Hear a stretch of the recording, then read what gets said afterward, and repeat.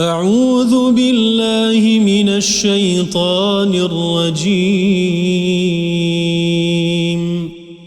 بسم الله الرحمن الرحيم. إذا جاءك المنافقون قالوا نشهد إنك لرسول الله والله يعلم إنك لرسوله والله يشهد إن المنافقين لكاذبون.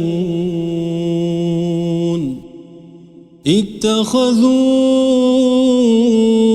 أيمانهم جنة فصدوا عن سبيل الله إنهم ساء ما كانوا يعملون. ذلك بأنهم آمنوا ثم كفروا فطبع على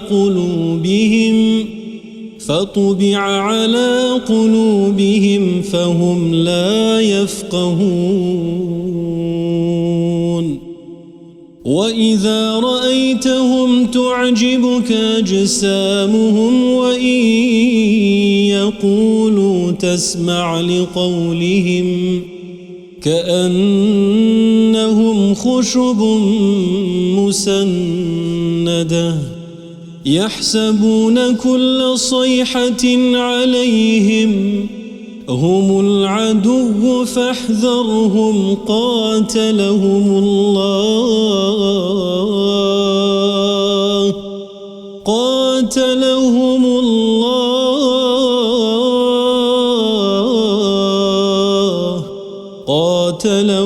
الله أنى يؤفكون. وإذا قيل لهم تعالوا يستغفر لكم رسول الله لووا رؤوسهم ورأيتهم يصدون وهم مستكبرون. سواء عليهم أستغفرت لهم أم لم تستغفر لهم لن يغفر الله لهم إن الله لا يهدي القوم الفاسقين. هم الذين يقولون لا تنفقوا على من عند رسول الله حتى ينفضوا ولله خزائن السماوات والأرض ولكن المنافقين لا يفقهون. يقولون لئن رجعنا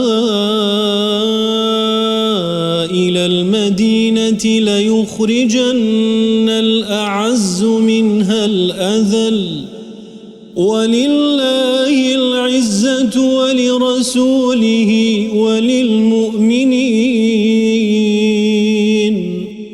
ولكن المنافقين لا يعلمون. يا أيها الذين آمنوا لا تلهكم أموالكم ولا أولادكم عن ذكر الله ومن يفعل ذلك فأولئك هم الخاسرون. الخاسرون